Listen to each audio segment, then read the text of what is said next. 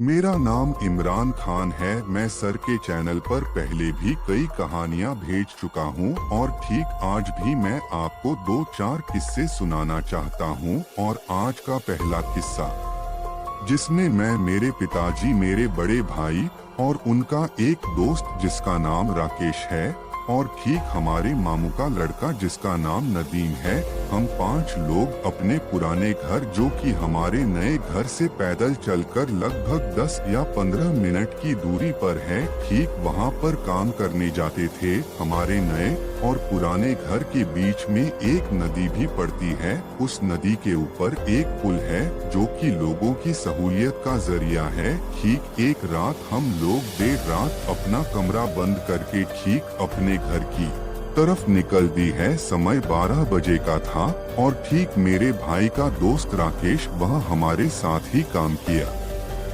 करता था। जब भी कभी देर हो जाती थी तो अपने घर ना जाके हमारे ही साथ हमारे घर पर चला आता था। खैर ठीक हम लोग अपने घर की तरफ चल पड़े। हम यही कुछ 5 मिनट चले और वह पुल भी आ गया। ठीक उस पुल के पास 2 कब्रिस्तान और 2 मंदिर भी पड़ते हैं। अक्सर जब हम अपने पुराने घर से अपने नए घर की तरफ जाते हैं तो ठीक उस पुल से पहले एक कब्रिस्तान पड़ता है। उस कब्रिस्तान वाली सड़क के दूसरे किनारे पर एक मंदिर और मंदिर की दूसरी साइड एक सड़क है। उस सड़क के दूसरे किनारे पर एक कब्रिस्तान और पड़ता है जो कि पुल से थोड़ा दूर है। और बात करूं मंदिर की तो मंदिर पुल के उस पार पड़ता है जो पंचमुखी हनुमान जी का मंदिर है। उस मंदिर और पुल के बीच बस एक सड़क का ही फासला है। तो ठीक जब हम लोग उस पुल के करीब पहुँचे तो मेरे बड़े भाई ने कहा कि वह देखो पुल की साइड कोई बैठा हुआ है। हम लोगों ने देखा तो सच में वहाँ पर एक आदमी पुल की साइड में लोहे की रेलिंग के पाइप थे, वह ठीक उसके ऊपर बैठा हुआ था। वह ठीक पुल की तरफ पीठ करके उस नदी की तरफ सर झुकाए बैठा था। और ठीक जो हमारे मामू का लड़का था जो कि 12 या 13 साल का था, वह पुल की साइड उसी लोहे के पाइप को पकड़कर चल रहा था। इस पर मेरे बड़े भाई ने उसे अपनी तरफ पकड़कर खींच लिया। हम लोग ठीक उस बैठे हुए आदमी से आगे निकले ही थे कि तभी हमारे सामने एक स्कूटर वाला आ रहा था। मैंने उस स्कूटर की लाइट में देखा कि वह आदमी अभी भी वहीं पर बैठा हुआ था।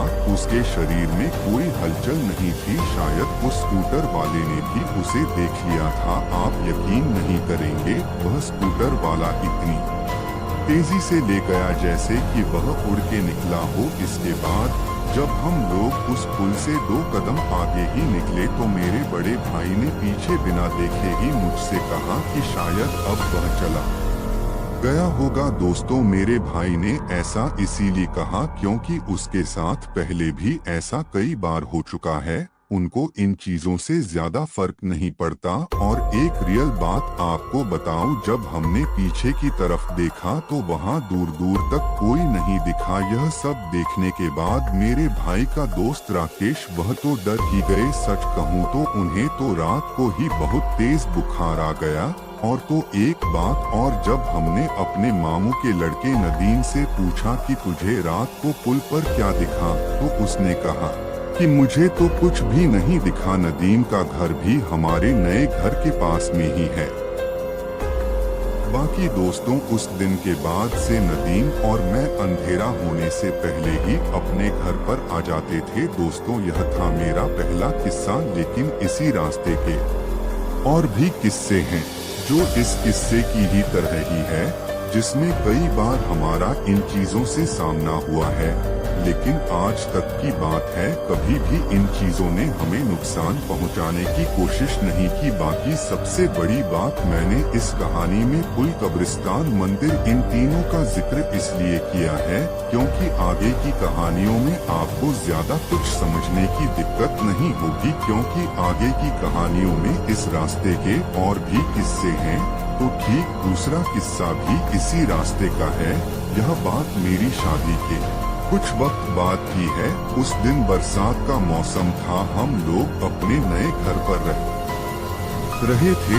मेरे अब्बू अम्मी, मेरी वाइफ और मेरे बड़े भाई शादी के बाद से ही हमारे पुराने घर पर रहने चले गए थे, जो ठीक उस पुल के पार था। वह घर हमारे दादाजी का है, जहां हमारे 2 चाचा अपने परिवार के साथ रहते थे, जिसमें से मेरे बड़े चाचा जी, जो कि अब इस दुनिया में नहीं रहे, ठीक उस पुराने घर में 2 कमरे हमारे भी हैं, जिसमें हमारे भाई भाभी रहते हैं। उस रात हुआ यूं कि मेरे बड़े भाई देर रात हमारे अम्मी अब्बू से मिलने घर पर आए। वो कुछ देर अम्मी अब्बू से बात करके अपने पुराने घर को चले गए। उन दिनों मेरे अब्बू की शारीरिक हालत ठीक नहीं थी, तो मेरे बड़े भाई अपने काम से फ्री होकर अब्बू से मिलने चले आते थे। जब बड़े भाई घर की तरफ निकले तो अम्मी ने कहा कि घर जाकर फोन कर देना। वो हाँ कर सीधा बाहर की ओर निकल गए। उस रात हल्की हल्की बारिश हो रही थी। भैया ठीक अपनी बाइक से निकले थे।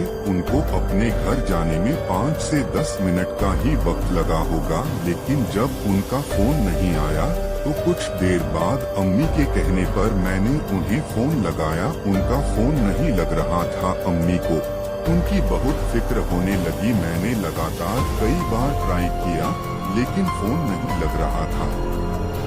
इसके बाद अम्मी ने मुझसे कहा कि इमरान अपनी गाड़ी निकाल, चल के देखे। मैंने कहा ठीक है चलते हैं। मैंने ठीक अपनी वाइफ से कहा कि अब्बू का ध्यान रखना, हम अभी भाईजान से मिलकर आते हैं।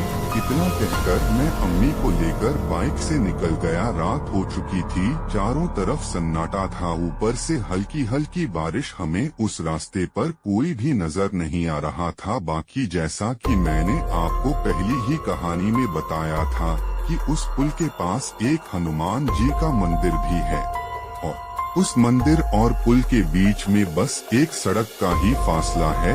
जब तक हम उस मंदिर वाली साइड में थे तब तक वहाँ पर कोई नहीं था, पर जैसे ही हमारी बाइक पुल के बीच पर पहुंची तभी एक लड़का जो कि 20 से 22 साल का होगा, वो अचानक हमारे सामने आ गया। वह नंगे पैर था और नंगे बदन, उसने सिर्फ पैंट ही पहनी हुई थी। वो उस पुल से हमारे सामने से ऐसे निकल कर जा रहा था जैसे उसने हमें देखा ही नहीं। उसे देखकर अम्मी ने मुझे जल्दी चलाने का इशारा किया, पर मेरी नजरें उसी पर टिकी हुई थी। उसने हमारी तरफ ही नहीं, वह अपनी धुन में हिलता ढलता हमारे पास से निकलकर चला गया। दोस्तों, उस पुल से आगे जाकर ही ठीक उस कब्रिस्तान की बाउंड्री के पास मेरी बाइक अचानक बंद हो गई। मैंने बहुत कोशिश की, लेकिन बाइक चालू नहीं हुई। मैं ठीक उसे पैदल ही अपने पुराने घर तक ले गया। वहां पहुंचकर अम्मी ने मेरे बड़े भाई से कहा कि कब से फोन लगा रहे हैं, फोन क्यों नहीं लग रहा? और तुझे मैंने कहा था फोन करने के लिए, लेकिन तूने भी नहीं किया। हमें चिंता हो रही थी, इसीलिए हमें यहाँ आना पड़ा। भाई ने कहा कि मैं फोन लगाना भूल गया था। खैर कुछ देर बाद मैंने कहा मेरी गाड़ी बारिश के कारण बंद हो गई है, मुझे आप अपनी गाड़ी दे दो। भैया ने कहा मेरी गाड़ी में पेट्रोल नहीं है, तू चाचा की गाड़ी ले जा। मैंने चाचा से गाड़ी की चाबी मांगी और फिर मैं और अम्मी हम दोनों अपने घर की तरफ निकल गए। हमने उस रात उस बात के बारे में नहीं बताया जो कि थोड़ी ही देर पहले हमारे साथ हुई थी। वैसे दोस्तों, आपको एक बात बताऊं, मुझे मेरी अम्मी के साथ कहीं पर भी डर नहीं लगता, क्योंकि मेरी अम्मी ने इस्लाम धर्म की बहुत सी कहानियां पढ़ी हुई है, खास करके कुरान पाक। सच कहूँ तो अगर उस रात मेरी अम्मी मेरे साथ ना होती या फिर उनकी जगह कोई और होता तो शायद उस रात मैं दोबारा उस पुल से नहीं निकलता। खैर जब हम वापसी में उस पुल से निकले तो मैंने देखा कि एक बूढ़ा आदमी ठीक पुल की दीवार के आड़ में बैठा है। वह ठीक नदी की तरफ मुंह करके बैठा है। उस रात वह सिर्फ मुझे ही दिखा था, क्योंकि वह मेरे सीधे हाथ की तरफ बैठा था। जिस तरफ अम्मी की पीठ थी, अम्मी उसे नहीं देख सकी। और इसी के बीच एक काम और हुआ जिसकी खबर मुझे नहीं थी। जब हम दोनों घर पर आए तो अम्मी ने मुझसे कहा कि आते वक्त तुझे पुल पर क्या लगा। मैंने कहा पुल की साइड में एक बूढ़ा आदमी बैठा था। अम्मी ने मुझसे कहा कि मैंने तो नहीं देखा। मैंने कहा अरे वह दीवार की आड़ में था इसलिए तुम्हें नहीं दिखा। पर अम्मी ने मुझसे यह कहा कि क्या तुझे कोई आवाज नहीं आई। पर अम्मी ने मुझसे कहा कि जब गाड़ी पुल पर थी तो एक इतनी जोर की आवाज आई जो कि बहुत भयानक थी। वो आवाज किसी लड़की की थी। मैंने वहाँ इसीलिए नहीं बोला क्योंकि कहीं तू डर ना जाए। मैंने अम्मी से बस इतना ही कहा कि मैं जब भी तुम्हारे साथ होता हूँ मुझे ऐसी किसी भी चीज से डर नहीं लगता। और दोस्तों इसके दूसरे दिन के बाद से सब कुछ नॉर्मल हो गया था।